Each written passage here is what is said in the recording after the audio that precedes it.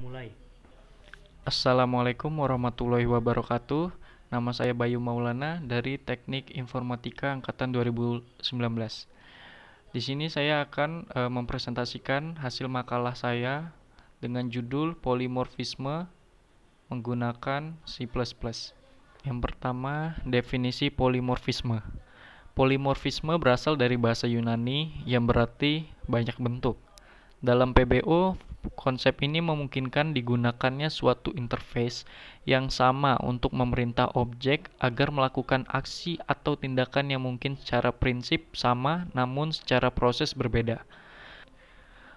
Polimorfisme adalah suatu objek yang memiliki berbagai bentuk sebagai objek dari kelas sendiri atau objek dari superkelasnya. Yang pertama ada overloading, yaitu penggunaan suatu nama untuk beberapa metode yang berbeda.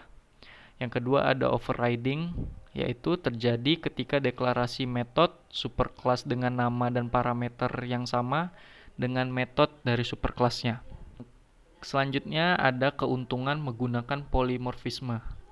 Yang saya ketahui dapat menggunakan kelas-kelas yang kita buat sebagai superkelas dan membuat kelas-kelas baru berdasarkan superkelas tersebut dengan karakteristik lebih khusus dari behavior umum yang dimiliki superkelas. Terus dapat menghindari duplikasi objek yang dapat menciptakan kelas baru dari kelas yang sudah ada, sehingga tidak perlu menuliskan kode dari nol ataupun mengulangnya. Terus polimorfisme dapat berarti banyak bentuk. Maksudnya yaitu dapat menimpa suatu metode yang berasal dari superkelas di mana objek tersebut diturunkan, sehingga memiliki kelakuan yang berbeda. Yang selanjutnya ada tipe-tipe polimorfisme. Pada dasarnya mempunyai dua tipe, yaitu static atau trivial. Yang kedua ada dynamic atau true. Static atau trivial merupakan function overloading, penggunaan kembali nama fungsi yang sama, tapi dengan argumen yang berbeda. Ini terbagi lagi menjadi tiga. Yang pertama ada jenis, letak, dan tipe. Kemudian di sini ada contoh function overloading, ada void tambah dengan integer a dan integer b, dan selanjutnya. Yang selanjutnya dynamic atau true merupakan function overriding. Ini ada contoh programnya. Kita masuk ke dalam C++ yang langsung. Sini ada include iostream, include conio, include string.h using namespace std. Oke, di sini saya menggunakan kelas manusia dengan protect string nama, string alamat, kemudian public manusia. Kita akan menampilkan ini manusia dengan nama, alamat, kemudian kita masukkan juga di sini nama dan alamat. Virtual void judul. Di sini saya menggunakan chout kelas manusia. Virtual void tampil data. Di sini digunakan untuk memanggil kelas manusia yang ingin didata. Cout manusia, cout nama, kita masukkan nama, nline, kemudian cout alamat, kita masukkan alamat, nline, dan seterusnya. Selanjutnya kelas mahasiswa. Kelas mahasiswa ini adalah kelas turunannya dari kelas manusia, sehingga kelas mahasiswa public manusia. Di sini saya menggunakan private karena biar mahasiswa saja yang bisa menginput gitu. Dari kelas lain tidak bisa. Kemudian menggunakan variabel string name dan string jurusan. Kemudian di sini public mahasiswa, string name, string nama, nama dari atas, string jurusan, string alamat.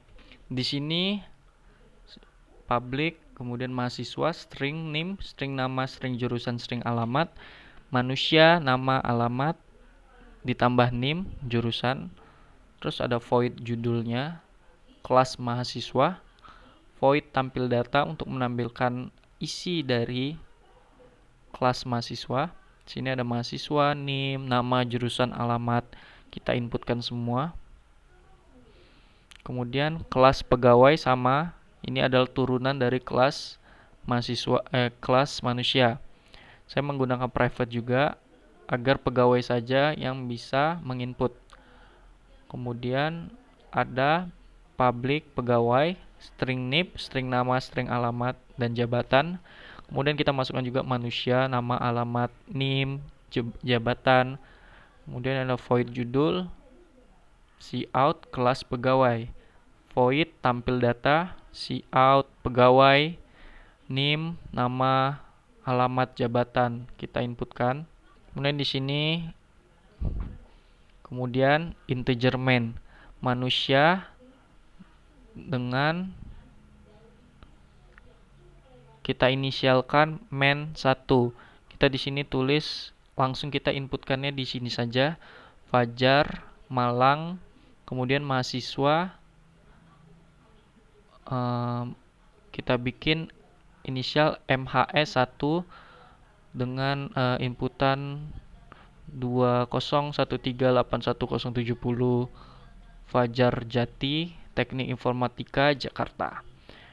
Kemudian pegawai dengan inisial PEK 1 dengan inputan nomor NIP, nama, alamat, dan jabatan. Kemudian di sini manusia, bintang, man. Ini definisi pointer ke objek berkelas manusia. Ini man menunjuk ke objek berkelas manusia. Man judul, terus man tampilkan data. Kemudian yang selanjutnya ada man menuju ke objek berkelas mahasiswa. Kemudian kita masukkan juga judul, man, panggil juga tampil data. Kemudian ada man menuju ke objek pegawai. Man menuju judul, man menuju tampil data. Kemudian kita panggil. Ini setelah kita runkan,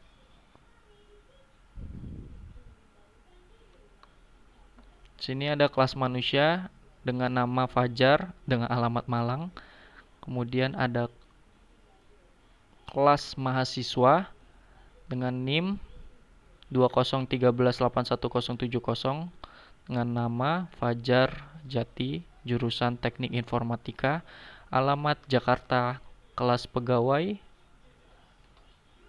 dengan NIP dengan nama Jati, alamat Banyuwangi, dan jabatan manajer. Baiklah, itu saja yang bisa saya sampaikan. Terlebih kurang saya mohon maaf. Apabila ada salah-salah kata juga saya mohon maaf. Saya akhiri dengan wassalamualaikum warahmatullahi wabarakatuh.